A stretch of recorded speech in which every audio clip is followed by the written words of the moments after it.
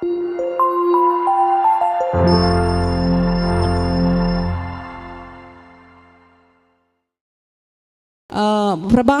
പുസ്തകത്തിൽ 15-ാം അധ്യായം 11-ാം തിരുവചനമാണ് നമ്മൾ ആദ്യം നമ്മുടെ ധ്യാനം അല്ലെങ്കിൽ ചിന്തയ്ക്ക് വിഷയമാക്കുന്നത്. ധ്യാനം എന്ന് പറയുമ്പോൾ ഇവിടെ വചനം നമ്മൾ കേൾക്കാൻ വന്നിരിക്കുമ്പോൾ നമ്മൾ ചിന്തയ്ക്ക് വിഷയമാക്കുന്ന ഒരു വചനമാണ് ആദ്യത്തെ വചനം. പ്രഭാഷകന്റെ പുസ്തകം 15-ാം അധ്യായം 11-ാം തിരുവചനം. അതിങ്ങനെയാണ് പറഞ്ഞു വയ്ക്കുന്നത്: എൻ്റെ വീഴ്ചയ്ക്ക് കാരണം കർത്താവാണെന്ന് പറയരുത്. എൻ്റെ വീഴ്ചയ്ക്ക് കാരണം കർത്താവാണെന്ന് പറയരുത്. നമ്മൾ ആരെങ്കിലും പറയാറുണ്ടോ എൻ്റെ വീഴ്ചയ്ക്ക് കാരണം, അല്ലെങ്കിൽ എനിക്ക് ഈ അധപ്പതനം ഉണ്ടായത്, എനിക്ക് ഈ ബുദ്ധിമുട്ടുണ്ടായത് കർത്താവിൻ്റെ പരിപാടിയാണ്? ചിലപ്പോൾ ഒക്കെ പറയാറില്ലേ, ദൈവം എന്താണാവോ എനിക്ക് ഇങ്ങനെ വെച്ചത്. ബാക്കിയുള്ളവരൊക്കെ എത്ര കള്ളത്തരം കാണിച്ചാലും അവർക്കൊന്നും ഒരു കുഴപ്പമില്ല. ഞാൻ ഇത്ര ആത്മാർത്ഥത കാണിച്ചിട്ടും ഇത്ര വിശ്വസ്തയോടെ പള്ളി പോയിട്ടും ഇത്ര കാര്യങ്ങളൊക്കെ ചെയ്തിട്ടും എനിക്കൊരു ഗതിയില്ല എന്ന് പല സമയത്തും ചിലപ്പോഴൊക്കെ ചിന്തിച്ചു പോയിട്ടില്ലേ? ചിന്തിക്കാറില്ലേ? ചിലപ്പോഴൊക്കെ ചിന്തിക്കാറില്ലേ? ഉണ്ട്, ഞാനും ചിന്തിച്ചിട്ടുണ്ട് പല സമയത്തും. അല്ലെങ്കിൽ പള്ളിക്കകത്ത് കയറാത്തവരും ദുഷ്ടന്മാരെ പന പോലെ വളർത്തുന്ന കർത്താവ് അല്ലേ? അപ്പം ഞാൻ ചിന്തിച്ചിട്ടുണ്ട്, ഈ ദുഷ്ടന്മാരെ എന്തിനാ ഈ പന പോലെ വളർത്തണേ? ബൈബിൾ വായിക്കുമ്പോൾ കിട്ടുന്ന സംശയങ്ങളാണ്. ദുഷ്ടന്മാരെ പന പോലെ വളർത്തുന്നത്, ബാക്കിയുള്ളവർക്കോ കഷ്ടതയും കഷ്ടപ്പാടും ദുഃഖവും ദുരിതവും വേദനയും. ഇതെന്തിനായിരിക്കും നമുക്ക് ദൈവം അനുവദിച്ച് തന്നിരിക്കുന്നത്? നിങ്ങൾ എപ്പോഴെങ്കിലും ചിന്തിച്ചിട്ടുണ്ടോ? അല്ലെങ്കിൽ നിങ്ങൾ പങ്കുവെക്കുമ്പോൾ പറയാറുണ്ടോ, ഇതെന്താ ഇത്? വീട്ടിലൊക്കെ നമ്മൾ സംസാര വിഷയമാക്കുമ്പോൾ നിരന്തരം പള്ളി പോകുന്നവനാ, എന്താ കാര്യം? ഒരു മരഗതി ഇല്ല എന്ന് പറഞ്ഞ് നമ്മൾ അങ്ങനെ ഒരു സംസാരം നമ്മൾ വീട്ടിലൊക്കെ ഉണ്ടാവാറില്ലേ? എപ്പോഴും പള്ളിയിലും പോകുന്നുണ്ട്, എല്ലാ കാര്യവും ചെയ്യുന്നുണ്ട്, പക്ഷെ എന്താ കാര്യം? അവനെന്തോ ഒരു ഗതി വരുന്നില്ല, ഇല്ലേ? നമ്മൾ പറയാറില്ലേ ചേച്ചിമാരെ? ഞാൻ എൻ്റെ ചെറുപ്പത്തിലൊക്കെ വീട്ടിൽ അപ്പനും അമ്മയൊക്കെ അല്ലെങ്കിൽ വീട്ടിൽ ആൻറ്റിമാരും ഒക്കെ കൂടിയിരുന്ന് പറയുന്നത് ഞാൻ കേട്ടിട്ടുണ്ട്. അപ്പോൾ അതിനെക്കുറിച്ചൊന്നും അന്ന് ചിന്തിച്ചിട്ടില്ല. പക്ഷേ ഇപ്പോൾ അതിനെക്കുറിച്ച് ചിന്തിക്കുമ്പോൾ എനിക്ക് കിട്ടുന്ന വേറൊരു ബോധ്യമുണ്ട്. അത് പ്രഭാഷകൻ്റെ പുസ്തകം തന്നെയാണ്. പ്രഭാഷകൻ്റെ പുസ്തകം വായിച്ച് വന്നപ്പോൾ എനിക്ക് കിട്ടിയ വേറൊരു ബോധ്യമാണത്. ദൈവം സ്നേഹിക്കുന്നവരെ ക്ലിഷ്ടമാർഗങ്ങളിലൂടെ നടത്തുന്നു.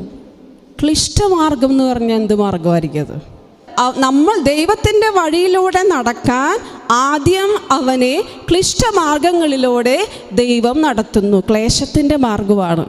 ആ ക്ലേശത്തിൻ്റെ മാർഗത്തിൽ സഹനമുണ്ട്, വേദനയുണ്ട്, രോഗമുണ്ട്, കഷ്ടപ്പാടുണ്ട്, അല്ലെങ്കിൽ നിരാശപ്പെടുന്ന അവസരങ്ങളുണ്ട്, എല്ലാം ഉണ്ട് അല്ലേ?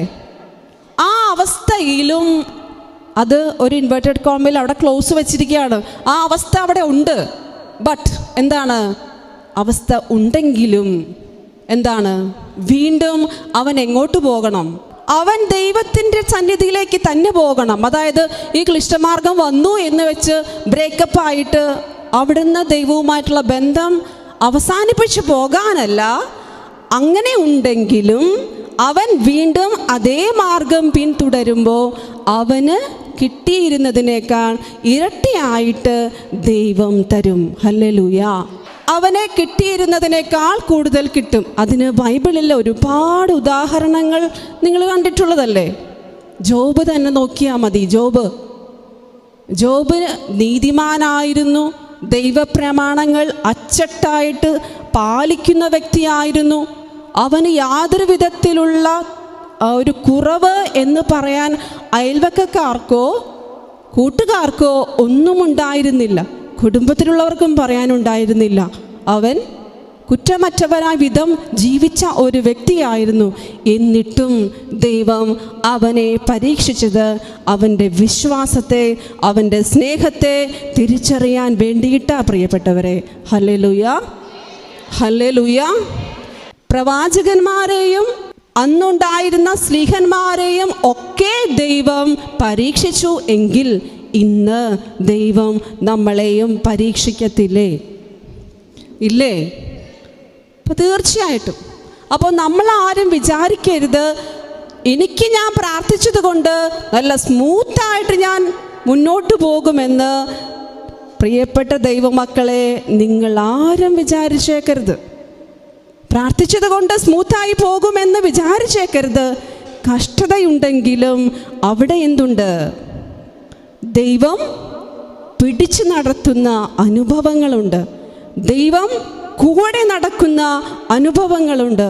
ഈ കഷ്ടപ്പാടുകൾ നിനക്ക് ദൈവാനുഗ്രഹങ്ങളാക്കി മാറ്റുന്ന സമയങ്ങളുണ്ട്. ഇതാണ് നമ്മൾ കർത്താവിനെ അന്വേഷിക്കാൻ പറയുന്നതിൻ്റെ അർത്ഥം, അല്ലേ? ഹല്ലേലൂയ.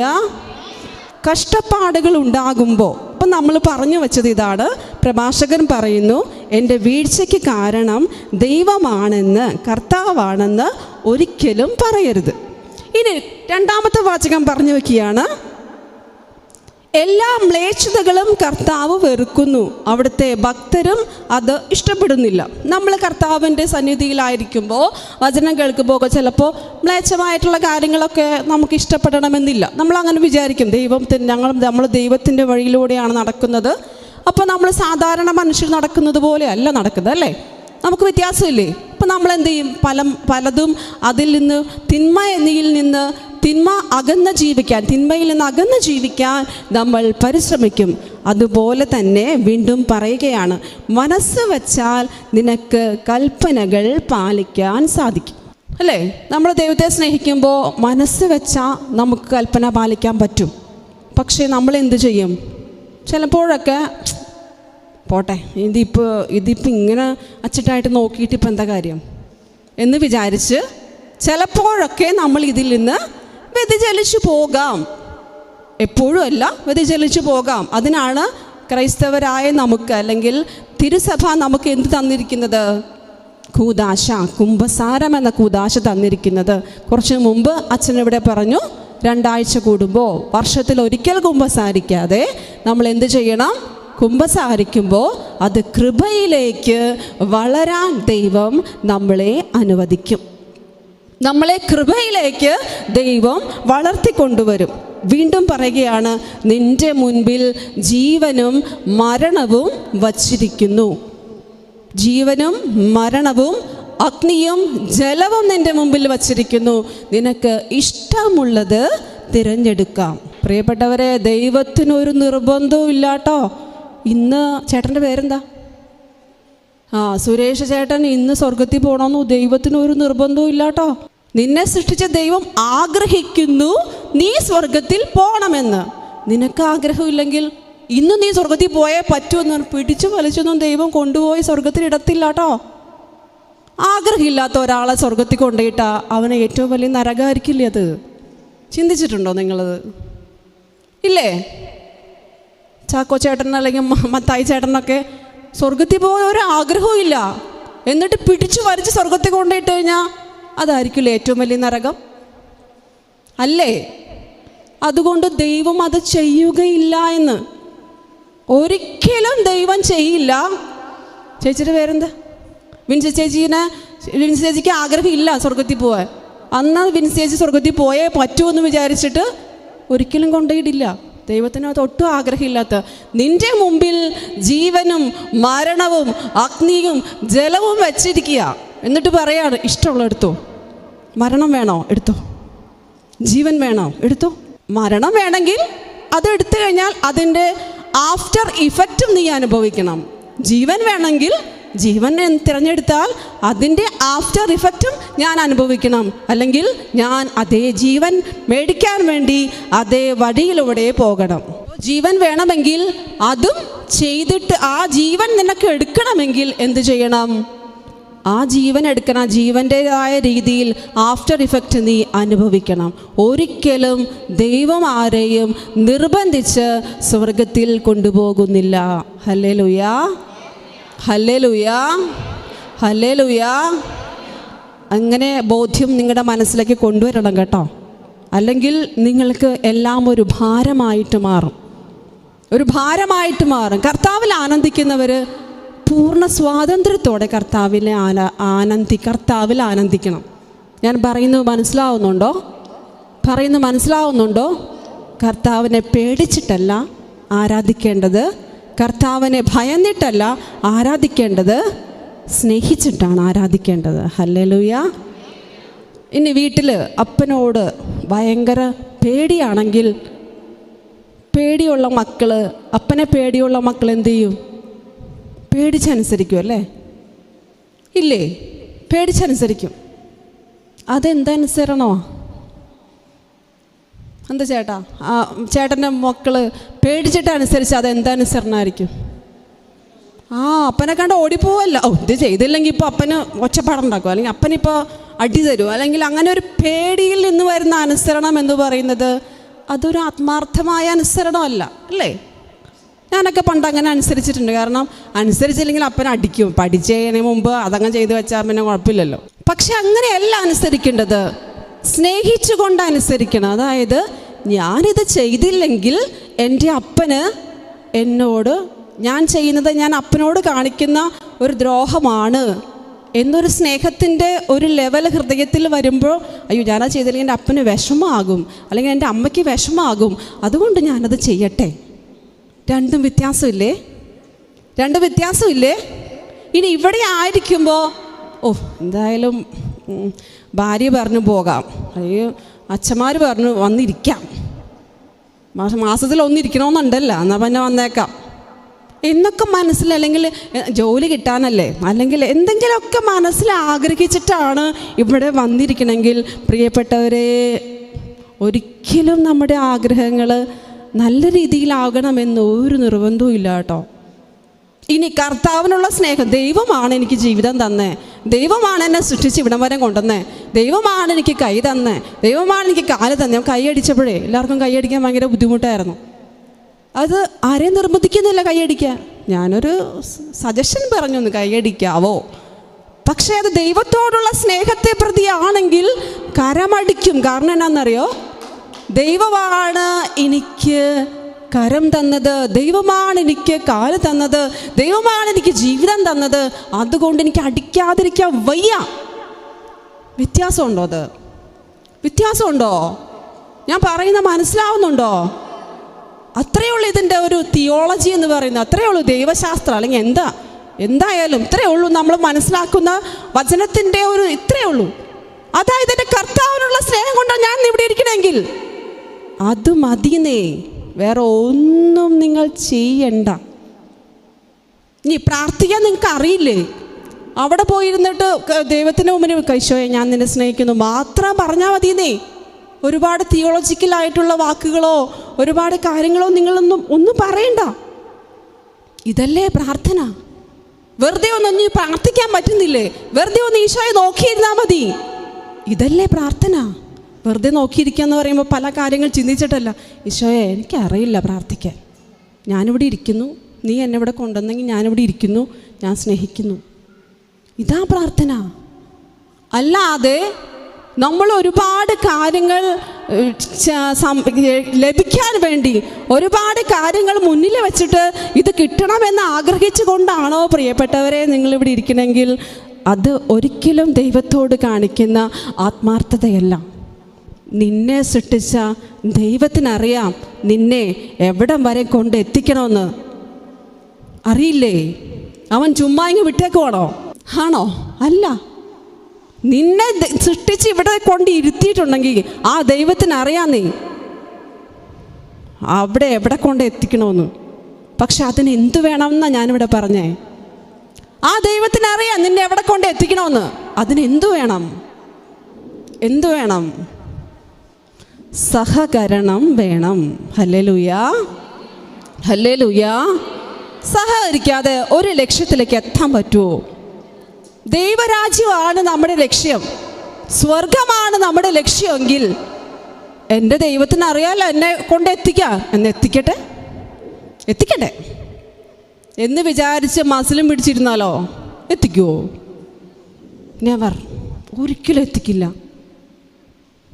ദൈവത്തിൻ്റെ മുമ്പിൽ താഴ്മയോടെ ഇരുന്നാൽ ദൈവം നിനക്ക് വേണ്ടി ചെയ്യേണ്ടപ്പോൾ ചെയ്തിരിക്കും. ഇല്ലേ? ഞാൻ പറയാതെ നിങ്ങൾക്ക് അറിയത്തില്ലേ? നമ്മൾ എവിടെയെങ്കിലുമൊക്കെ മസിൽ പിടിച്ചിരുന്ന വല്ല കാര്യം നടക്കുമോ? കുടുംബത്തിൽ നോക്കിക്കേ, ഭർത്താവ് ഭാര്യയുടെ മുമ്പിൽ മസിൽ പിടിച്ചാലോ, ഞാൻ പറയുന്ന കാര്യങ്ങൾ ഇവിടെ ചെയ്തേ പറ്റൂ, ഞാൻ പറഞ്ഞതിൽ ഈ പറയുന്ന അപ്പുറത്തേക്ക് മാറാൻ പാടില്ലെന്നൊക്കെ പറഞ്ഞാൽ ഇന്നത്തെ കാലത്ത് വല്ലതും നടക്കുമോ? നടക്കുമോ പ്രിയമുള്ളവരെ? പണ്ട് ഇത്തിരിയൊക്കെ ഭക്തിയും ബഹുമാനവും ഒക്കെ ഉണ്ടായിരുന്ന ഒരു കാലം നമുക്ക് കഴിഞ്ഞു പോയി. ഇപ്പോൾ അതൊക്കെ നടക്കില്ല. അപ്പം നമ്മളൊന്ന് മസിലൊക്കെ ഒന്ന് വിട്ടിട്ട് ഇങ്ങനെയൊക്കെ നമുക്ക് ചെയ്യാം അല്ലേ എന്ന് ചോദിച്ചാൽ ചിലപ്പോൾ അവിടെ നിന്ന് 1000 റെസ്പോൺസ് വരും, ഇല്ലേ? അതാണ് കുടുംബത്തിൻ്റെ ഒരു അഡ്ജസ്റ്റ്മെൻറ്റ്. അല്ലെങ്കിൽ ഞാൻ പറഞ്ഞതേ പറ്റൂ എന്ന് പറഞ്ഞാൽ ഒന്നും പറ്റൂല. കുടുംബത്തിൻ്റെ യാഥാർത്ഥ്യം അതാണ്. നമ്മൾ പറഞ്ഞത് ഇപ്പോൾ സ്കൂളിലായാലും, ഞാൻ സ്കൂളിൽ പഠിപ്പിക്കുന്ന ഒരാളാണ്. സ്കൂളിൽ ചെന്നിട്ട് ഞാൻ പറയണം, എൻ്റെ ക്ലാസ്സിൽ പോയിട്ട് ഞാൻ പറയാണ്, ഇന്ന് ഞാൻ പറഞ്ഞത് മാത്രമേ ഇവിടെ ചെയ്യാവുള്ളൂ എന്ന് പറഞ്ഞാൽ നടക്കുമോ? വല്ലതും നടക്കത്തില്ല. നമുക്കിതൊന്നും ചെയ്താലോ എന്ന് ചോദിച്ചാൽ അവിടെ വ്യത്യാസമായി. നമുക്കിതൊന്നും ചെയ്താലോ? അപ്പോൾ അവർ ഇങ്ങോട്ട് ചെയ്തോളും. അപ്പോൾ നമ്മുടെ കമ്മ്യൂണിക്കേഷനും നമ്മുടെ സംസാര രീതികളും ഒക്കെ മാറ്റുമ്പോൾ അതിൻ്റെ അർത്ഥം എന്ന് പറയുന്നത് എന്താ? നമ്മുടെ ജീവിതത്തിൻ്റെ എളിമയാണ്. ഇപ്പോൾ പ്രഭാഷകൻ്റെ പുസ്തകത്തിൽ പറഞ്ഞു വയ്ക്കുന്ന കാര്യം, ഞാൻ ആ വചനത്തിലേക്ക് വീണ്ടും നമ്മൾ വരികയാണ്. പറഞ്ഞു വയ്ക്കുന്ന കാര്യം, നിനക്കിഷ്ടമുള്ളത് തിരഞ്ഞെടുക്കാം. ഒരു നിർബന്ധവും ഞാൻ നിൻ്റെ മുമ്പിൽ വയ്ക്കുന്നില്ല. വേണമെങ്കിൽ സ്വർഗത്തിൽ പോകാം, വേണ്ടെങ്കിൽ വേണ്ട. വേണോ? സ്വർഗം വേണോ? സ്വർഗം വേണ്ടവരാണ് ഇവിടെ ഇരിക്കുന്നത്. 1 2 ഹല്ലേലൂയ ഉറക്കെ പറഞ്ഞേ. സ്വർഗം വേണ്ടവരോട് വല്ലതും പറഞ്ഞാൽ മതിയല്ലോ, വേണ്ടാത്തവരോട് വല്ലതും പറയേണ്ട കാര്യമുണ്ടോ? സ്വർഗം വേണ്ടാത്തവർ ദയവ് ചെയ്ത് ഈ ഹോളിൽ നിന്ന് പുറത്തു പോകേണ്ടതാകുന്നു എന്ന് പറഞ്ഞാൽ പോരെ? Hallelujah, hallelujah, hallelujah. അപ്പോൾ നമുക്ക് സ്വർഗം വേണം. സ്വർഗം വേണമെങ്കിൽ കർത്താവിൽ ആനന്ദിക്കാൻ സാധിക്കണം. നമ്മൾ പറയണം, ഒരു കർത്താവിൽ ആനന്ദിക്കുക എന്ന് പറയുമ്പോൾ ഒരുപാട് കാര്യങ്ങളുണ്ട്. അതായത് എഫേസോസിലെ സഭയ്ക്ക് എഴുതിയ ലേഖനം 2-ാം അധ്യായം 8-ാം തിരുവചനം. ഞാൻ തന്നെ വായിക്കേണ്ട ഗതികേടിലേക്ക് വന്നിരിക്കുകയാണ്, അതുകൊണ്ട് ഞാൻ വായിക്കുകയാണ്. 2-ാം അധ്യായം 8-ാം തിരുവചനം പ്രകാരം പറയുന്നുണ്ട് നമ്മളോട്, വിശ്വാസം വഴി കൃപയാലാണ് നിങ്ങൾ രക്ഷിക്കപ്പെട്ടത്, അത് നിങ്ങൾ നേടിയെടുത്തതല്ല. കേൾക്കുന്നുണ്ടോ? കേൾക്കാവോ? വിശ്വാസം വഴി, ഒന്ന് ഏറ്റുപറഞ്ഞേ, വിശ്വാസം വഴി കൃപയാലാണ് നിങ്ങൾ രക്ഷിക്കപ്പെട്ടത്, അത് നിങ്ങൾ നേടിയെടുത്തതല്ല. എന്താണത്? ദൈവത്തിൻ്റെ ദാനമാണ്. ഇവിടെ പറഞ്ഞു വയ്ക്കുന്ന കാര്യം, വിശ്വാസം, കൃപ. വിശ്വാസം വഴി കൃപയാലാണ് നിങ്ങൾ രക്ഷിക്കപ്പെട്ടത്. നിങ്ങൾ രക്ഷപ്പെട്ടോ? രക്ഷ പ്രാപിച്ചോ? ഇവിടെ ഈ ഓരോ വചനത്തിൻ്റെ ഓരോ വാക്കുകളിലും അർത്ഥങ്ങൾ ഒളിഞ്ഞിരിപ്പുണ്ട് കേട്ടോ. ചുമ്മാ വചനം പറഞ്ഞ് അങ്ങോട്ടും ഇങ്ങോട്ടും പറയേണ്ടതല്ല. ഈ തിരുവചനം എന്ന് പറയുന്നത് അർത്ഥങ്ങൾ ഒളിഞ്ഞിരിക്കുന്ന ദൈവത്തിൻ്റെ വചനമാണിത്. അപ്പോൾ നിങ്ങൾ തിരുവചനം വായിക്കണം എല്ലാ ദിവസവും. വായിക്കുമ്പോൾ ഓരോ വചനം വായിക്കുമ്പോൾ എപ്പോഴും ഇതിനെക്കുറിച്ച് ഗ്രഹിക്കാനുള്ള കൃപ തരണമേ എന്ന് പറഞ്ഞിട്ട് വേണം ബൈബിൾ വായിക്കാൻ. എല്ലാവരും ബൈബിൾ വായിക്കാറുണ്ടോ? അക്രൈസ്തവരായ സഹോദരങ്ങൾ ഇവിടെ ഉണ്ടോ? ഒന്ന് കരം ഉയർത്താവോ? ഹല്ലേലൂയ, ദൈവത്തിന് സ്തുതി. ദൈവത്തിൻ്റെ സ്നേഹം തിരിച്ചറിഞ്ഞിട്ടാണ് നിങ്ങളിവിടെ വന്നിരിക്കുന്നത്. ഞാൻ അഭിമാനിക്കുകയാണ്. പ്രിയമുള്ളവരെ, നിങ്ങൾ വചനം വായിക്കുന്നുണ്ടോ? വചനം വായിക്കണം. വചനം വായിക്കുമ്പോൾ ഈ പറഞ്ഞ കാര്യങ്ങൾ നിങ്ങൾക്കും ദൈവം വെളിപ്പെടുത്തി തരും കേട്ടോ. നിങ്ങളെയാണ് ഈശോ കൂടുതൽ സ്നേഹിക്കുന്നത്, അല്ലേ? അതെ, നിങ്ങളെയാണ് ഈശോ കൂടുതൽ. കാരണം ഞങ്ങൾക്ക് ഒരുപാട് അറിയുന്നു എന്ന് ഭാവിക്കുന്നവരാ, അറിയാമെന്ന് ഭാവിക്കുന്നവരാ ഞങ്ങൾ. പക്ഷേ നിങ്ങളങ്ങനെയല്ല. അതുകൊണ്ട് നിങ്ങളെ ദൈവം പെട്ടെന്ന് പടപടാന്നും ദൈവാനുഗ്രഹം കൂടുതൽ കിട്ടുന്നതാണ് നിങ്ങൾക്ക്. ഞങ്ങൾക്ക് ഒരുപാട് അഹങ്കാരമൊക്കെ ഉണ്ടേ. ക്രൈസ്തവർക്ക് ഒരുപാട് അഹങ്കാരം. ഞങ്ങൾ അങ്ങനെയാണ്, ഇങ്ങനെയാണ്, ഞങ്ങൾ അങ്ങനെയുള്ളതാന്നൊക്കെ കുറേ അഭിമാനിക്കുന്ന ആൾക്കാരാണ്. എന്താ? ഒരു കാര്യമില്ല അതിനകത്ത്. പ്രിയപ്പെട്ടവരെ, അതുകൊണ്ട് എല്ലാ പ്രിയപ്പെട്ട സഹോദരങ്ങളോട് എനിക്ക് പറയാനുള്ള ഒറ്റ കാര്യമേ ഉള്ളൂ. വിശ്വാസം വഴി കൃപയാലാണ് നമ്മൾ രക്ഷിക്കപ്പെട്ടത്. അത് നമ്മൾ ആരും നേടിയെടുത്തതല്ല, പൗലോസ്ലീഹായ്ക്ക് കിട്ടിയ ഒരു വെളിപ്പാടാണിത്. അതുകൊണ്ട് പൗലോസ്ലീഹ എഫേസോസിലെ സഭയോട് പറയാണ്, വിശ്വാസം വഴി കൃപയാല നിങ്ങൾ രക്ഷിക്കപ്പെട്ട്, അതുകൊണ്ട് ദൈവം തന്ന ദാനമാണ് നമ്മുടെ ജീവിതമെന്ന് ഏറ്റുപറയണം നിങ്ങളെന്ന് പറഞ്ഞ് ഉദ്ബോധിപ്പിക്കുകയാണ്. അപ്പോൾ വിശ്വാസം, കൃപ. വിശ്വാസം എന്ന് പറയുന്നത് എന്താണ്? നമ്മൾ ബൈബിളിലൂടെ നമ്മൾ ടൂർ പോയിക്കൊണ്ടിരിക്കുക. വിശ്വാസം എന്താ? വിശ്വാസം പറ. ദൈവത്തോടുള്ള വിശ്വാസം, അത് മനസ്സിലായി. ദൈവത്തോടുള്ള വിശ്വാസം. വിശ്വാസം എന്ന് പറയുന്ന സംഭവം എന്താണ്? ആ വിശ്വാസം നമ്മൾ എന്തിനാണ് വിശ്വാസം എന്ന് പറയുന്നത് എന്താണ്? വിശ്വാസം, ദൈവത്തോടുള്ള വിശ്വാസം ശരിയാണ്, അത് ശരിയാ. എന്താണ്? അതായത് നമ്മൾ വിശ്വാസം എന്ന് പറയുമ്പോൾ അതിനകത്ത് ഒരുപാട് അർത്ഥതലങ്ങളുണ്ട് കേട്ടോ. പാരമ്പര്യമായി കിട്ടുന്ന വിശ്വാസമുണ്ട്, ദൈവനിവേശിതമായിട്ടുള്ള വിശ്വാസമുണ്ട്. ഈ വിശ്വാസം തന്നെ എടുത്താൽ ഒരുപാട് പഠിക്കാനുണ്ട്. പഠിക്കാനെന്ന് പറഞ്ഞാൽ ഒരുപാട് കാര്യങ്ങൾ അറിയാനുണ്ട്.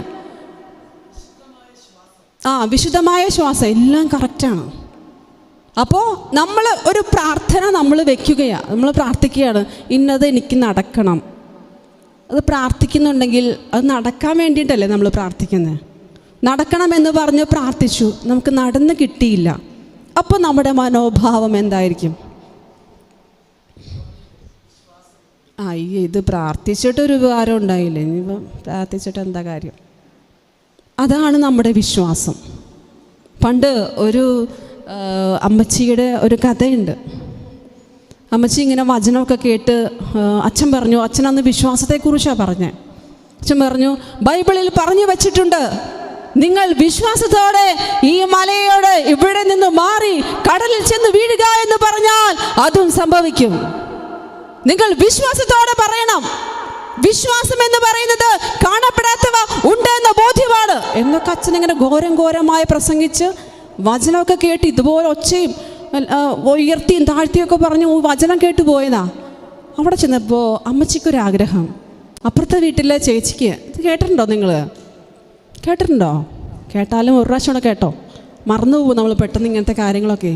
അപ്പോൾ അപ്പുറത്തെ വീട്ടിലെ ചേച്ചിയുടെ മാവ് ഈ ചേച്ചിയുടെ അതിരിൻ്റെ അവിടെ നിൽക്കുന്നത്. അപ്പോൾ എല്ലാ ദിവസവും മാവിലെ ഇല വന്ന് വീണിട്ട് മുറ്റടിക്കണ ഒരു പണി തന്നെയാണ്.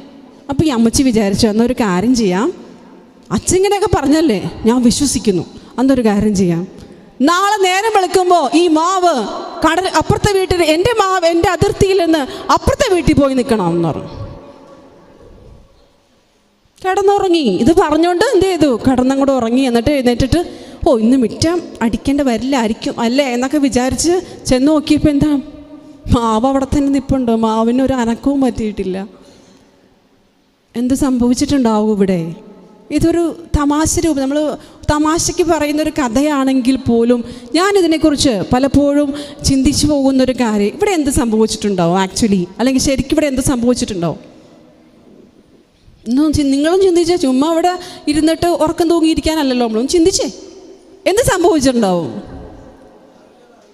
മാറില്ല എന്നറിയാം, എന്നാൽ പിന്നെ ഒന്ന് അടിച്ചു നോക്കിയതാണ് അല്ലേ. ഇപ്പം പറയില്ല, ഒരു തള്ളി നോക്കി, പക്ഷെ ഒന്നും സംഭവിച്ചില്ല. അപ്പോൾ അങ്ങനെയല്ല പ്രാർത്ഥിക്കേണ്ടത്. വിശ്വാസം എന്നത് ഹെബ്രായർക്കാർക്ക് എഴുതിയ ലേഖനം 11-ാം അധ്യായം 1-ാം തിരുവചനത്തിൽ പറയുന്നത്, വിശ്വാസം എന്നത് കാണപ്പെടാത്തവ ഉണ്ട് എന്ന ബോധ്യമാണ്, പ്രത്യാശിക്കുന്നവ ലഭിക്കുമെന്നുള്ള ഉറപ്പാണ്.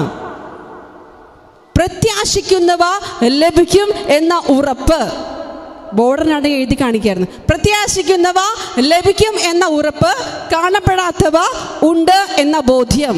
ഉറപ്പും ബോധ്യവും. ഈ ഉറപ്പ് എന്ന് പറയുന്നത് എന്താ? ശങ്കർ സിമന്റിൻ്റെ ഉറപ്പാണോ? ഉറപ്പെന്ന് പറഞ്ഞാൽ ശങ്കർ സിമന്റിൻ്റെ ഉറപ്പാണോ ചേച്ചിമാരെ? ആണോ?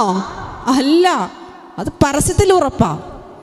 ഈ ഉറപ്പുള്ളവനെ ശക്തിയോടെ പറയാൻ പറ്റൂ. ഇന്ന് ക്രൈസ്തവർക്കും ഇല്ലാത്തൊരു കാര്യമാണ് ഈ ഉറപ്പില്ല.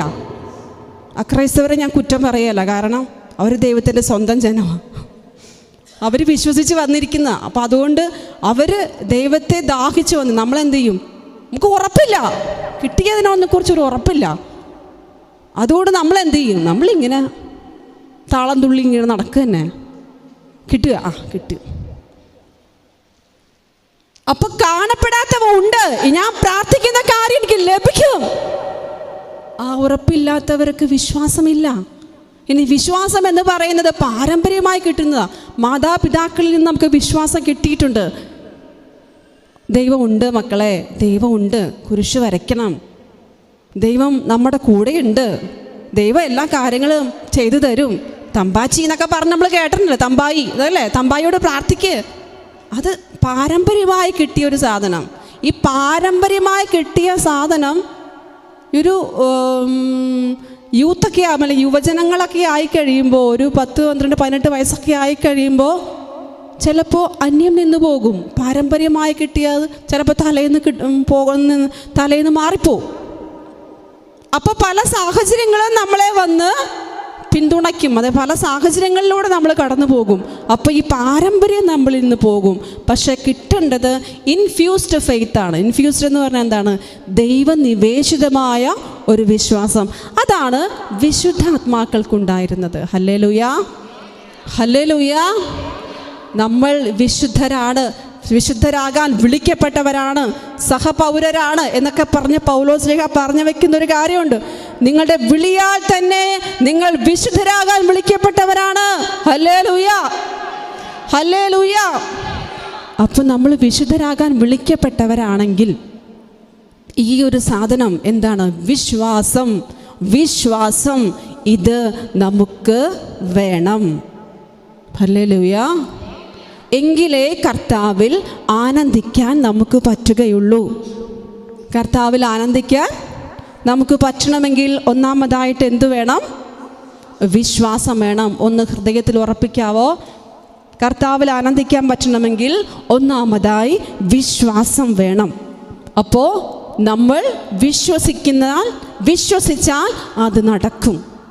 ഉറപ്പിച്ചാൽ, ഹൃദയത്തിൽ ഉറപ്പിച്ച് വിശ്വസിച്ച് പ്രാർത്ഥിച്ചാൽ തീർച്ചയായിട്ടും അത് നടക്കും. അല്ലാതെ സംശയം വെച്ചുകൊണ്ട് പ്രാർത്ഥിച്ചാൽ ഒരു കാര്യവും നടക്കില്ല, ഒരു കാര്യവും നടക്കില്ല. പ്രിയപ്പെട്ട മക്കളെ, നിങ്ങൾ പ്രാർത്ഥിക്കുന്നുണ്ടെങ്കിൽ ഈ ഒരു വിശ്വാസത്തോടെ പ്രാർത്ഥിക്കണേ, വിശ്വാസത്തോടെ പ്രാർത്ഥിക്കണേ. പാരമ്പര്യമായി കിട്ടിയ വിശ്വാസമല്ല, ദൈവനിവേശിതമായ വിശ്വാസം. അത് നടക്കും എന്നത് തന്നെയാണ്. അത് നടന്നിരിക്കും. ഞാൻ പ്രാർത്ഥിക്കുന്നത് നടന്നിരിക്കും, നടക്കും. ഇന്നല്ലെങ്കിൽ നാളെ എനിക്ക് കാണാൻ സാധിക്കും എന്ന് പറഞ്ഞിട്ട് പ്രാർത്ഥിക്കണം. ഈശോയെ എനിക്ക് ആ കാര്യം സാധിച്ചു തരണേന്ന് പറയുമ്പോൾ അത് സാധിച്ചു തന്നിരിക്കും. കിട്ടിക്കഴിഞ്ഞു, അങ്ങനെ വിശ്വസിക്കാൻ നമുക്ക് പറ്റുമോ? കിട്ടിക്കഴിഞ്ഞു എന്നിട്ട് ഞാൻ പ്രാർത്ഥിക്കുക, ദൈവമേ എനിക്ക് തന്നതിനെ ഓർത്ത് നന്ദി പറഞ്ഞിട്ട് പ്രാർത്ഥിക്കാൻ പറ്റുമോ? അതിനൊക്കെയാണ് ഇൻഫ്യൂസ്ഡ് ഫെയ്ത്ത്, അതായത് ദൈവനിവേശിതമായ വിശ്വാസം വേണ്ടത്. കണ്ണടച്ചിരിക്കുന്നവർ കരമുയർത്തി 2 ഹല്ലേലൂയ പറയാവോ? കണ്ണടച്ചിരിക്കുന്നവർ കരമുയർത്തി 2 ഹല്ലേലൂയ പറയാവോ? കണ്ണ് തുറന്നിരിക്കുന്നവർ കരമുയർത്തി 2 ഹല്ലേലൂയ പറയാവോ?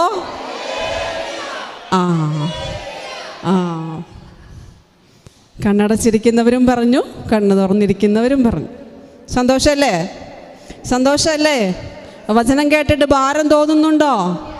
എന്താ ഈ സിസ്റ്റർ പറയുന്നതെന്ന് തോന്നുന്നുണ്ടോ? സിമ്പിളല്ലേ? സിമ്പിളായിട്ട് വിശ്വസിച്ചാൽ പോരെ? ഒരുപാട് കാര്യങ്ങളൊന്നും തലയിൽ കയറ്റണ്ട. നിങ്ങൾ സിമ്പിളായിട്ട് വിശ്വസിക്കുക. പിന്നെ എന്ത് ചെയ്യണം? ഒറ്റ കാര്യമുള്ളൂ, പിന്നെ കൃപയാലാണ് നിങ്ങൾ രക്ഷിക്കപ്പെട്ടത്. കൃപ എന്ന് പറയുന്നത് എന്താണ്? അത് നമ്മുടെ സ്വന്തം ശക്തിയിൽ നിന്ന് കിട്ടുന്ന ഒരു സാധനമല്ല.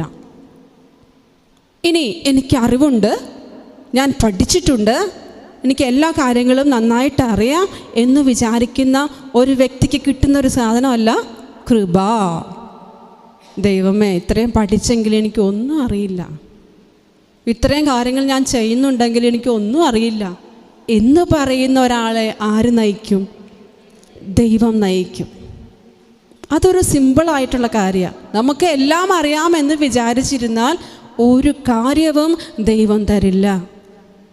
എനിക്കൊന്നും അറിയില്ല, ദൈവമേ നീ എന്നെ നയിക്കണമെന്ന് പറയുമ്പോൾ അവൻ എന്ത് ചെയ്യും? ഹബക്കൂക്കിനെ മുടിയിൽ കുത്തിപ്പിടിച്ചു കൊണ്ടുപോയ പോലെ വായുവേഗത്തിൽ നിന്നെയും അവൻ കൊണ്ടുപോകും. അതൊരു സിമ്പിളായിട്ടുള്ള കാര്യമാണ്. Hallelujah, hallelujah, hallelujah. അത്രയും ചെയ്താൽ മതി. വിശ്വസിക്കുക, ആ ഉറപ്പായ വിശ്വാസം ഉണ്ടാകണം. പിന്നെ എന്ത് ചെയ്യണം? കൃപ ലഭിക്കാൻ ഞാനൊന്നുമല്ല എന്ന് ഏറ്റുപറയണം. പറ്റുമോ? വിശുദ്ധരൊക്കെ അത്രയും കാര്യങ്ങൾ ചെയ്തിട്ടാ അവർ ഈ രൂപക്കൂട്ടിലൊക്കെ കയറിയിരിക്കുന്നത്. നമുക്ക് രൂപക്കൂട്ടിലൊന്നും കയറിയിരിക്കാൻ പറ്റുമോ എന്നറിയില്ല, പക്ഷെ ശ്രമിക്കണം. ആഗ്രഹം, പരിശ്രമം. ഞാൻ പറഞ്ഞില്ലേ, സ്വർഗത്തിൽ ദൈവം ബലമായിട്ട് പിടിച്ചു വലിച്ചു കൊണ്ടുപോകത്തില്ല. പക്ഷേ ദൈവത്തിനോട് നമ്മൾ സഹകരിച്ചാൽ ദൈവം നമ്മളെ കൊണ്ടുപോയിക്കൊള്ളും. സഹകരിച്ച് നമ്മുടെ ജീവിതത്തെ സമർപ്പിച്ച് മുന്നോട്ട് പോയാൽ ദൈവം കൊണ്ടുപോയിക്കൊള്ളും. നമ്മൾ സ്വർഗത്തിലേക്ക് പോകും. ഇഷ്ടമില്ലാത്ത സ്ഥലത്തേക്ക് ദൈവം ആരെയും കൊണ്ടുപോകത്തില്ല കേട്ടോ. നിങ്ങൾ ആരും പേടിക്കണ്ട. ഇനി കള്ളു കുടിച്ച് നടക്കുകയാണ്, അല്ലെങ്കിൽ അങ്ങനെ വളരെ രീതിയിൽ കുടുംബത്തിൽ ബുദ്ധിമുട്ടുണ്ടാക്കുകയാണ്. എന്നിട്ട് 2 സിസ്റ്റേഴ്സ് എന്നിട്ട് പറഞ്ഞു കള്ളു കുടിക്കരുത്, മദ്യപിക്കരുത് എന്നൊക്കെ പറഞ്ഞ് ഉപദേശം കൊടുത്തു. ആ ചേട്ടന് ആഗ്രഹമില്ലെങ്കിൽ പിന്നെ അത് കുടിക്കാതിരിക്കുമോ? ആ ചേട്ടന് ആഗ്രഹം കുടിക്കാനാണെങ്കിൽ നമ്മൾ പറഞ്ഞിട്ട് കുടിക്കാതിരിക്കുമോ? ഇല്ല. അങ്ങനെ ആഗ്രഹമില്ലാത്ത ഒരാളെ പറഞ്ഞു ഉപദേശിച്ച് കുടിപ്പിക്കാതിരിക്കാൻ പറ്റുമോ? ഇല്ല. അത് തന്നെയാണ് ദൈവം ചെയ്യുന്നത്. സ്വർഗത്തിൽ പോകണമെങ്കിൽ ഇന്ന കാര്യങ്ങളൊക്കെ നീ ചെയ്യണം. നന്മ ചെയ്യണം, വിശ്വസിക്കണം, നിൻ്റെ ജീവിതത്തിൽ ചില മാറ്റങ്ങളൊക്കെ വരുത്തണം, കുറ്റമറ്റവനായിട്ടൊക്കെ ജീവിക്കണം. ഇന്നയൊക്കെ ചെയ്താൽ എല്ലാത്തിലും നന്മയുണ്ടാകും ദൈവം പറയുന്നില്ല. കഷ്ടതയുണ്ട്, സഹനമുണ്ട്, വേദനയുണ്ട്. അവിടെയും സ്ഥിരതയോടെ നിൽക്കണം. അപ്പോൾ നിനക്ക് അവകാശപ്പെട്ടതാണ് സ്വർഗം. എല്ലാം സമ്പത്തും കിട്ടി, എല്ലാം ഈ ഭൂമിയിൽ വാരിക്കൂട്ടാവുന്നതെല്ലാം വാരിക്കൂട്ടി എല്ലാം കഴിഞ്ഞിട്ട് സ്വർഗത്തിൽ പോകുന്നതാണോ? അല്ല. ഇനി വലിയ വീട് വെച്ചു, കുറേ സമ്പത്തിനുടമയായി, ഈ ലോകത്തിൽ വെട്ടിപ്പിടിക്കാവുന്ന എല്ലാം വെട്ടിപ്പിടിച്ചു. അവരുടെ വീട്ടിൽ ചെന്ന് ചോദിച്ചാൽ അവരെന്ത് പറയുന്നറിയോ? സമാധാനം ഇല്ല സിസ്റ്ററെ എന്ന് പറയാം. എല്ലാം വെട്ടിപ്പിടിച്ചു, വലിയ വീട് വെച്ച്, പട്ടിക്കൊക്കെ സുരക്ഷിതമായിട്ടൊരു കൂട് കൊടുത്ത്, അങ്ങനെ നായുണ്ട് സൂക്ഷിക്കാന്നൊക്കെ പറഞ്ഞ് എഴുതി വെച്ച്, സ്വിച്ചിട്ട് കഴിഞ്ഞാലാണ് ഗേറ്റ് തുറക്കുള്ളൂ. അങ്ങനെയുള്ള വീടുകളിൽ പോയി കഴിഞ്ഞാൽ അവർ പറയുന്ന കാര്യം, അപ്പം എൻ്റെ വിചാരം അവർക്കൊക്കെ വലിയ സന്തോഷമായിരുന്നെന്നാണ്. ഞങ്ങൾ ഈ ഹൗസ് വിസിറ്റിംഗ് ഒക്കെ പോകാറുണ്ടേ. അപ്പോൾ ചെല്ലുമ്പോൾ അവർ പറയുന്ന കാര്യം ഇതാണ്, സമാധാനം ഇല്ല സിസ്റ്ററെ. അപ്പോൾ എല്ലാം ഉണ്ട്, സമാധാനം ഇല്ല. അപ്പോൾ 1 കിലോ എന്നാൽ ചേട്ടാ 1 മിനിറ്റ്, ഞാൻ കടയിൽ പോയിട്ട് 1 കിലോ സമാധാനം നിങ്ങൾക്ക് മേടിച്ചു കൊണ്ട് തരാമെന്ന് പറയാൻ പറ്റും?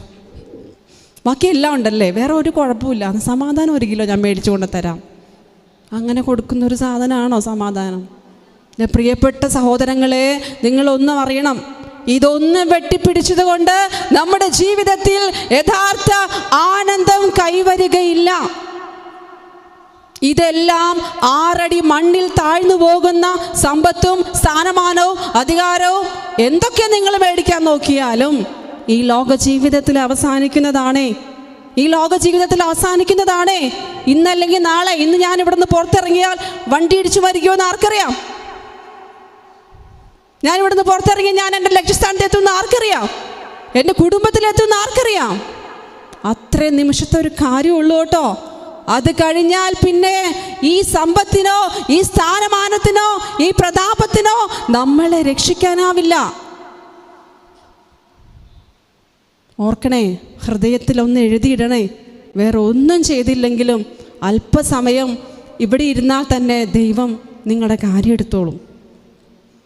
ഇതൊന്നും നമ്മൾക്ക് ഉപകരിക്കുന്ന ഒരു കാര്യമല്ല. ഞാൻ പറഞ്ഞു, വിഷയം എൻ്റെ കർത്താവിൽ ആനന്ദിക്കുക എന്ന് മാത്രമാണ്. കർത്താവെന്ന് ഓർക്കുമ്പോൾ എൻ്റെ ദൈവമേ, അങ്ങനത്തെ ഒരു ആനന്ദം. അതായത് സമ്പത്തെന്ന് ഓർക്കുമ്പോഴല്ല ആനന്ദിക്കേണ്ടത്. ദൈവം എന്നോർക്കുമ്പോൾ എന്നെ സൃഷ്ടിച്ച ദൈവമാണല്ലോ, എന്നെ സ്നേഹിക്കുന്ന ദൈവമാണല്ലോ. ഈ പേട്ടു മനുഷ്യരിലൊക്കെ ആശ്രയം വെച്ചാൽ എന്ത് സംഭവിക്കും? ചിലർ ഈ പേട്ടു മനുഷ്യരിൽ ആശ്രയം വയ്ക്കും. പേട്ടു മനുഷ്യരാരാ? പേട്ടു മനുഷ്യൻ നമ്മൾ പേട്ടയാന്ന് പറയില്ലേ, അതാണ് ഈ പേട്ടു മനുഷ്യൻ. അതായത് ചിലവർക്ക് മനുഷ്യരിലാണ് ആശ്രയം, അല്ലേ? മനുഷ്യരിലല്ല. മനുഷ്യരിൽ ആശ്രയം വെച്ചാൽ എന്ത് സംഭവിക്കും? അവർ പറഞ്ഞ കാര്യങ്ങൾ ഓർത്തിട്ട് വിഷമിച്ചുകൊണ്ടിരിക്കേണ്ടി വരും. ഈ മനുഷ്യരിൽ ആശ്രയം വയ്ക്കാതിരുന്നാലോ, അവരെന്ത് പറഞ്ഞാലും കുഴപ്പമില്ല, സാരമില്ലെന്നേ, എനിക്കെൻ്റെ കർത്താവുണ്ട്. ഇതാണ് യഥാർത്ഥത്തിലുള്ള ആനന്ദം. സങ്കീർത്തനത്തിൻ്റെ പുസ്തകത്തിൽ 1-ാം അധ്യായം 1 മുതലുള്ള തിരുവചനം പറഞ്ഞു വയ്ക്കുന്നത് ഇതാണ്. സങ്കീർത്തനത്തിൻ്റെ പുസ്തകം 1-ാം അധ്യായം 1 മുതലുള്ള തിരുവചനം ഞാൻ വായിക്കാം, ശ്രദ്ധിച്ച് കേൾക്കണേ. ദുഷ്ടരുടെ ഉപദേശം സ്വീകരിക്കുകയോ പാപികളുടെ വഴിയിൽ വ്യാപരിക്കുകയോ പരിഹാസകരുടെ പീഠങ്ങളിൽ ഇരിക്കുകയോ ചെയ്യാത്തവൻ ഭാഗ്യവാൻ. അപ്പോൾ ഭാഗ്യവാൻ ആരാ? ദുഷ്ടരുടെ ഉപദേശം സ്വീകരിക്കാത്തത്, പാപികളുടെ വഴിയിൽ വ്യാപരിക്കാത്തവർ, പരിഹാസകരുടെ പീഠങ്ങളിൽ ഇരിക്കാത്തവർ. മനസ്സിലാവുന്നുണ്ടോ? കണ്ണടച്ചിരിക്കുന്ന ചേട്ടന്മാർക്ക് മനസ്സിലായോ? കഴുത്തൊടിഞ്ഞു പോകരുത് കേട്ടോ. അവൻ്റെ ആനന്ദം കർത്താവിൻ്റെ നിയമത്തിലാണ്. അപ്പോൾ ദുഷ്ടരുടെ മാർഗം സ്വീകരിക്കാത്തവരും പാപികളുടെ വഴിയിൽ നടക്കാത്തവരും പരിഹാസകരുടെ പീഠങ്ങളിൽ ഇരിക്കാത്തവരുടെയും ആനന്ദം ആരിലായിരിക്കും എന്ന് പറഞ്ഞ്? കർത്താവിലാണ്. അവൻ്റെ ആനന്ദം കർത്താവിലാണ്. ഞാൻ അടുത്ത് ശ്രദ്ധിച്ച് കേൾക്കണേ. രാവും പകലും അവൻ അതിനെക്കുറിച്ച് ധ്യാനിക്കുന്നു. ആരെക്കുറിച്ച് ധ്യാനിക്കുന്നു? ഇനി എങ്ങനെയാണ് ആ കടം വീട്ടേണ്ടത്, അല്ലെങ്കിൽ ഇനി ആ പൈസ എങ്ങനെ കിട്ടും, അല്ലെങ്കിൽ ആ ലോൺ എങ്ങനെയാണ് അടയ്ക്കാൻ പറ്റേണ്ടത് എന്നതിനെക്കുറിച്ചാണ് അവൻ ആലോചിക്കുന്നത്. എന്തിനെക്കുറിച്ചാണ് അവൻ ആലോചിക്കുന്നത്? കർത്താവിലാണ് അവൻ ആനന്ദിക്കുന്നത്. അപ്പോൾ അവൻ ചിന്തിച്ചുകൊണ്ടിരിക്കുന്ന ആരെക്കുറിച്ചാണ്? കർത്താവിനെക്കുറിച്ച്. അപ്പോൾ നിങ്ങൾ വിചാരിക്കും, സിസ്റ്റർ എന്തേ പറയണേ, എല്ലാ നേരം കർത്താവിനെക്കുറിച്ച് ആലോചിച്ചുകൊണ്ടിരുന്ന ആ ലോൺ അടയ്ക്കണ്ടേ? അല്ലേ ചേട്ടൻ? അതല്ലേ ഇപ്പോൾ ചിന്തിച്ചത്? എല്ലാ നേരം കർത്താവിനെ കുറിച്ച് ആലോചിച്ചുകൊണ്ടിരുന്ന ആ ലോൺ അടയ്ക്കണ്ടേ? പിന്നെ കടം വാങ്ങിച്ചത് തിരിച്ചു കൊടുക്കണ്ടേ? ഇത് പ്രാക്ടിക്കലായൊരു കാര്യമാണോ? ആണോ? ചേട്ടന്മാർക്ക് ചിന്തിക്കാൻ പോലും പറ്റില്ല. ചേച്ചിമാർ വിചാരിക്കും കർത്താവിൽ ആനന്ദിച്ചുകൊണ്ടിരുന്ന പണ്ട് ഈ കരിസ്മാറ്റിക് ധ്യാനം കൂടിക്കഴിഞ്ഞാൽ ഒരു പേര് വരുമായിരുന്നു. എന്താണെന്നറിയോ? അത് വട്ടായി. അത് കേട്ടിട്ടുണ്ടോ നിങ്ങൾ? എൻ്റെ അപ്പനും അമ്മയൊക്കെ ഭയങ്കര കരിസ്മാറ്റിക്കാണ്. പണ്ട് കരിസ്മാറ്റിക് പ്രസ്ഥാനങ്ങൾ ആരംഭിച്ച സമയത്ത് പറയും, ഹല്ലേലൂയ പറഞ്ഞു വട്ടായി എന്നാ തോന്നണേ. കാരണം എന്നാണെന്നറിയോ? ഹല്ലേലൂയ പറയാൻ പോവും, വീട്ടിലെ കാര്യം ചെയ്യില്ല. വട്ടായി ലച്ചൻ്റെ കാര്യം ഇവിടെ പറഞ്ഞിട്ടില്ല കേട്ടാ. ദൈവമേ, അതിവിടെ പറഞ്ഞിട്ടില്ല. ഇനി ഈ മാധ്യമക്കാരെടുത്തിട്ട് നമ്മുടെ ഓരോ ക്ലിപ്പ് എടുത്തിട്ട് അവർ പറയും, സിസ്റ്റർ പറഞ്ഞ ഒരു കാര്യം മാത്രം എടുത്ത് അതിനെ റീച്ച് ഉണ്ടാവാൻ വേണ്ടി പറയുന്ന കാര്യങ്ങളൊക്കെ ഇപ്പോൾ നടക്കുന്നുണ്ട്. അപ്പോൾ അതുകൊണ്ട് സോഷ്യൽ മീഡിയയിൽ നമ്മൾ സംസാരിക്കുമ്പോൾ ശ്രദ്ധിച്ചില്ലെങ്കിൽ പല ദൂഷ്യങ്ങളും നമ്മൾ അനുഭവിക്കേണ്ടി വരും. അപ്പോൾ ഞാൻ വട്ടായി ലച്ചനെ കുറിച്ച് ഒരു കാര്യവും പറഞ്ഞിട്ടില്ല. പണ്ട് പറയുന്ന കാര്യമാണ് ഞാൻ പറഞ്ഞത്. അത് മനസ്സിലായി എന്ന് വിചാരിക്കുന്നു. മനസ്സിലായോ? അതായത് എന്തുകൊണ്ടാണ് അങ്ങനെ പറയുന്നതെന്നും ഞാൻ പറയാം. അതായത് ഹല്ലേലൂയ എന്ന് പള്ളിയിൽ പോയിരുന്ന് പറഞ്ഞിട്ട് വീട്ടിൽ വന്ന് ആ ചേച്ചി എന്ത് ചെയ്യും? ഞാൻ ചേച്ചിമാരെ കുറിച്ച് പറയാം. ചേട്ടന്മാരും നമ്മൾ സെറ്റാണല്ലോ, അതുകൊണ്ട് പറഞ്ഞതാണ്. അവരെക്കുറിച്ച് വേറെ പറയാം. അപ്പോൾ ചേച്ചിമാരെന്ത് ചെയ്യും? പള്ളി വന്നിരുന്ന ഹല്ലേലൂയ സ്തോത്രം മാമേ എന്നൊക്കെ പറയും. എന്നിട്ട് വീട്ടിൽ പോയിട്ട് ഒന്നും ചെയ്യില്ല. കുടുംബത്തിൻ്റെ കാര്യം ചെയ്യാണ്ട് ഭർത്താവിനെ നോക്കണ്ടേ? മര്യാദയ്ക്ക് ഭർത്താവിൻ്റെ കാര്യങ്ങൾ അന്വേഷിക്കണ്ടേ? മക്കളുടെ കാര്യങ്ങൾ നോക്കണ്ടേ?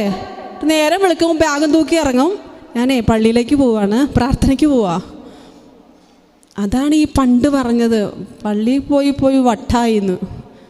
ചേച്ചിമാർ പ്രത്യേകം ശ്രദ്ധിച്ചേക്കണം. വീട്ടിലെ എല്ലാ കാര്യങ്ങളും ചെയ്തിട്ട് വേണം പോകാനും പ്രാർത്ഥിക്കാനും. പ്രാർത്ഥിച്ചോ? നിങ്ങൾ ചെയ്തുകൊണ്ടിരിക്കുന്ന ഇടയിൽ പ്രാർത്ഥിക്കണം. അത് പ്രാർത്ഥനയാണ്. കർത്താവിൻ്റെ കാര്യം ധ്യാനിക്കണം, അത് വേണം. പക്ഷെ തെറ്റായിട്ട് വ്യാഖ്യാനിക്കരുത്. റെസ്പോൺസിബിലിറ്റി, ഉത്തരവാദിത്വങ്ങൾ ചെയ്യാതെ പ്രാർത്ഥന മാത്രമായാൽ അതെന്താകും? അത് നമ്മൾ ചെയ്യുന്ന വലിയ ദ്രോഹമാകും. അപ്പോൾ പ്രാർത്ഥനയും ഉത്തരവാദിത്വവും ഒരുമിച്ച് കൊണ്ടുപോകണം. അവിടെയാണ് പരിശുദ്ധാത്മാവ് പ്രവർത്തിക്കുക. അപ്പോൾ കുടുംബത്തിൻ്റെ കാര്യം ചെയ്യാതെ പണ്ട് ഈ ചേച്ചി ധ്യാനം കൂടാൻ പോയി. ആ ചേച്ചിയുടെ കാര്യം ഞാൻ പറഞ്ഞു വന്നേ. ധ്യാനം കൂടാൻ പോയി, ധ്യാനം കൂടി പ്രാർത്ഥനയൊക്കെ കൂടി തിരിച്ചു വന്ന് വീട്ടിൽ വന്നിട്ട് അതിന് മുമ്പ് വഴക്കുണ്ടാക്കുമായിരുന്നു. പക്ഷെ 10 മടങ്ങ് ശക്തിയോടെ വഴക്കുണ്ടാക്കാൻ തുടങ്ങി. അല്ല, ചേച്ചി 10 മടങ്ങ് ശക്തിയോടെ വഴക്കുണ്ടാക്കാൻ തുടങ്ങി. വഴക്കുണ്ടാക്കുമായിരുന്നു പ്രാർത്ഥനയ്ക്ക് മുമ്പ്. പ്രാർത്ഥന കഴിഞ്ഞ് തിരിച്ചു വരുമ്പോൾ ആരെയും കൂട്ടിയിട്ടാണ് ചിലപ്പോൾ വരിക. അടിച്ചു വാരിയ അടുത്തേക്ക് എത്ര പേര് കയറി വരും എന്ന് പറഞ്ഞ്? അപ്പോൾ 7 പേര്. പോയപ്പോൾ ഒരാളുണ്ടായിരുന്നുള്ളൂ, തിരിച്ചു വന്നപ്പോൾ 7 പേരെയും കൊണ്ട് വന്നത്. അപ്പം 10 മടങ്ങ് ശക്തിയോടെ ജഗട തുടങ്ങി. അതായത് ശണ്ട കൂടാൻ തുടങ്ങി. അപ്പോൾ അയൽവക്കത്തെ ചേച്ചിമാർ പറഞ്ഞു, ഇതാ പറഞ്ഞ് പ്രാർത്ഥിക്കരുത് എന്ന്. അതാണ് ഞാൻ ഉദ്ദേശിച്ചത്.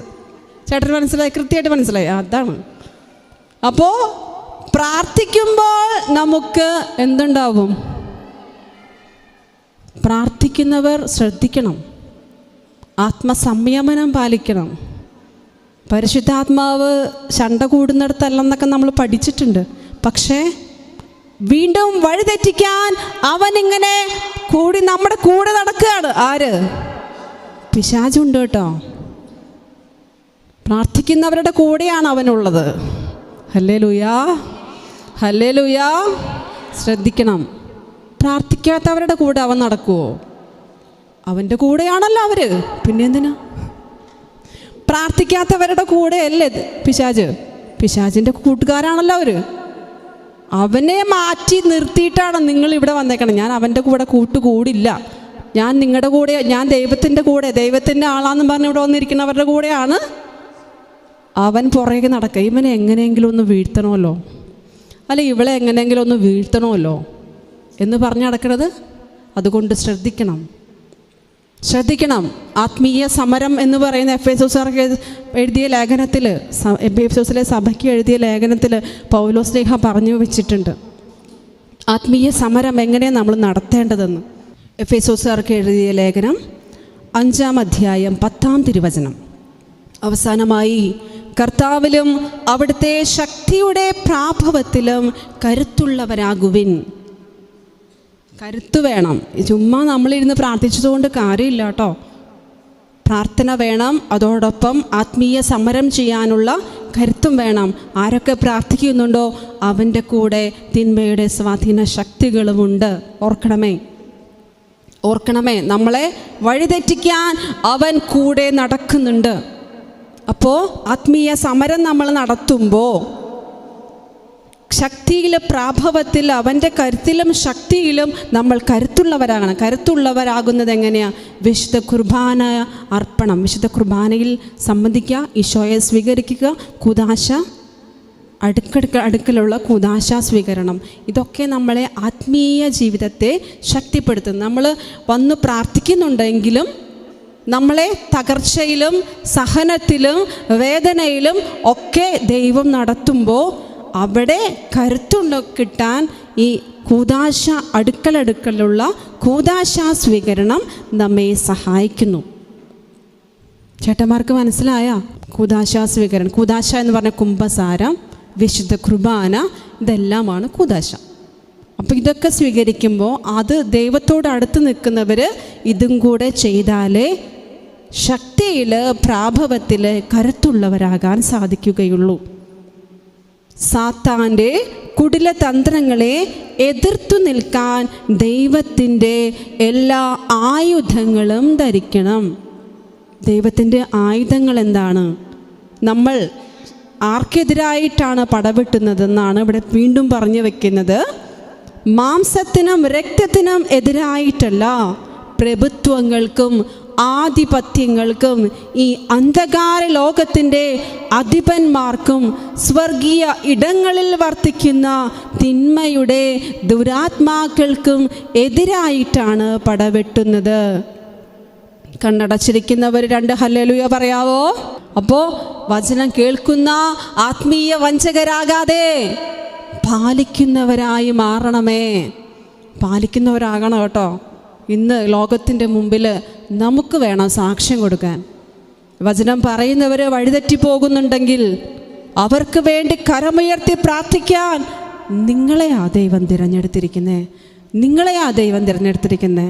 ഇന്ന് വഴിതെറ്റുന്ന ഒരു സമൂഹത്തിൻ്റെ പിന്നാലെയാണ് നമ്മൾ പോയിക്കൊണ്ടിരിക്കുന്നത്. നമ്മളും വഴിതെറ്റാതിരിക്കാൻ പ്രാർത്ഥിക്കുക. നമുക്കതേ ചെയ്യാൻ പറ്റുള്ളൂ. പക്ഷേ പ്രാർത്ഥനകൾ ഉയരുന്തോറും തിന്മയുടെ സ്വാധീന ശക്തികളും ഉയരുമെന്നാണ് ഞാനിവിടെ പറഞ്ഞു വെച്ചത്. അധിപന്മാർക്കും എതിരായിട്ടാണ് നമ്മൾ പടം വെട്ടുന്നത്. അതിനാൽ ദൈവത്തിൻ്റെ എല്ലാ ആയുധങ്ങളും ധരിക്കണം. എന്തിനാ ദൈവത്തിൻ്റെ ആയുധം ധരിക്കണമെന്നാണ് പറയുന്നത്? വീണ്ടും പറഞ്ഞു വെക്കുകയാണ്, തിന്മയുടെ ദിനത്തിൽ ചെറുത്തു നിൽക്കാനും എല്ലാ കർത്തവ്യങ്ങളും നിറവേറ്റിക്കൊണ്ട് പിടിച്ചു നിൽക്കാനും അങ്ങനെ നിങ്ങൾക്ക് സാധിക്കും. അപ്പോൾ തിന്മയുടെ ദിനത്തിൽ എതിർത്തു നിൽക്കാൻ, എല്ലാ കർത്തവ്യങ്ങളും നിറവേറ്റിക്കൊണ്ട് പിടിച്ചു നിൽക്കാൻ. അപ്പം കർത്തവ്യം എന്താ? ചേച്ചിമാരുടെ കർത്തവ്യം എന്താണ്? കർത്തവ്യം എന്താ? ഇവിടെ വന്നിരിക്കുക, വചനം കേൾക്കുക, തിരിച്ചു പോവുക, ഇതാണ് കർത്തവ്യം.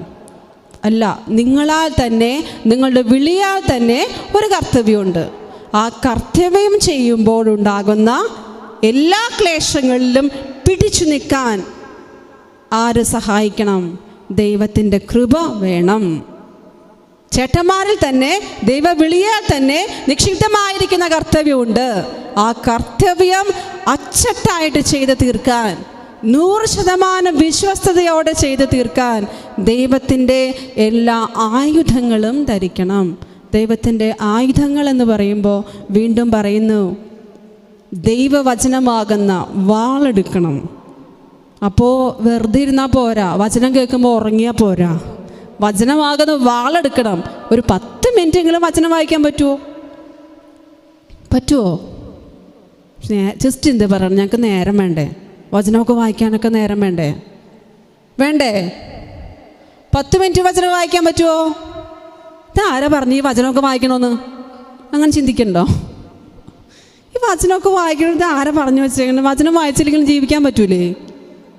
അപ്പോൾ ക്രിസ്ത്യാനി എന്ന വിളിയാൽ തന്നെ ക്രിസ്ത്യാനി ആയിരിക്കുന്ന പ്രിയപ്പെട്ട സഹോദരങ്ങളെ, വിളിയാൽ തന്നെ ക്രിസ്ത്യാനി ആയിരിക്കുന്നവരില്ലേ ഇവിടെ? പ്രിയപ്പെട്ട സഹോദരങ്ങളെ, നിങ്ങളോട് പറയാനുള്ളൊരു കാര്യമുണ്ട്. വചനം ഒരു 5 മിനിറ്റെങ്കിലും, 10 മിനിറ്റ് പോട്ടെന്നാ, ഒരു 5 മിനിറ്റെങ്കിലും, അല്ലെങ്കിൽ ജോലിക്ക് പോകുന്നതിന് മുമ്പായിട്ടെങ്കിലും ഒന്ന് തുറന്ന് ഒരു വചനം എടുത്ത് വായിക്കാൻ പറ്റിയാലേ? പഠിക്കാൻ പോകുന്നതിന് മുമ്പായിട്ടെങ്കിലും, ജോലിക്ക് പോകുന്നതിന് മുമ്പായിട്ടെങ്കിലും എടുത്ത് ദൈവം എന്താ പറയണേന്നൊന്ന് നോക്കാൻ പറ്റുകയല്ലേ? പറ്റുമോ?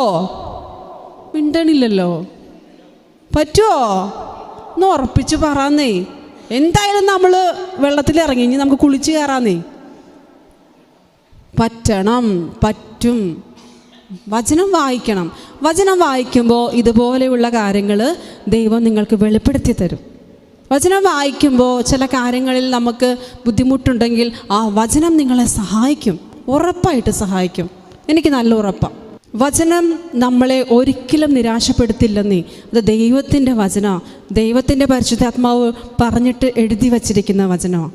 ദൈവം സംസാരിക്കുന്നവയാണ് വചനം. അതുകൊണ്ട് ഈ വചനം ഒന്ന് റേഷൻ കാർഡ് വയ്ക്കുന്നത് ഒരു ഇതായിട്ട് മാറ്റാതെ, ഇപ്പോൾ റേഷൻ കാർഡൊന്നും ഇല്ലല്ലോ, ചെറിയ സാധനമൊക്കെ ഉള്ളൂ.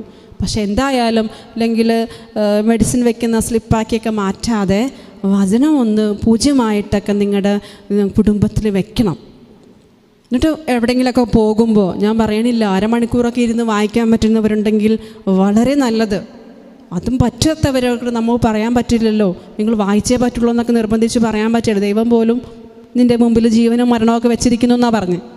അപ്പോൾ 5 മിനിറ്റെങ്കിലും ഞാൻ ദൈവത്തിന് കൊടുക്കുന്ന ഒരു സ്ഥാനം, ദൈവം എന്നെ സൃഷ്ടിച്ച് ഇവിടം വരെ കൊണ്ട് എത്തിച്ചില്ലേ. ഞാൻ ഇന്ന അമ്മയുടെ മകനാകണം, ഇന്ന അപ്പൻ്റെ മകളാകണമെന്നും ഞാനൊന്നും പറഞ്ഞിട്ടില്ല. പക്ഷെ ദൈവം അത് നിശ്ചയിച്ച് തന്നു, എന്നെ ഇവിടം വരെ കൊണ്ടെത്തിച്ചു, ജീവിക്കാൻ അനുവദിച്ചു. അത്രമാത്രം ചിന്തിച്ചാൽ മതി. അപ്പോൾ ദൈവത്തിന് കൊടുക്കുന്ന ഒരു ആദരവ്, ദൈവം പറയുന്ന കാര്യം ഒന്ന് ശ്രദ്ധിക്കാനുള്ള ഒരു മനസ്സ്, ഇതാണ് നമ്മൾ ദൈവത്തിന് കൊടുക്കേണ്ടത്.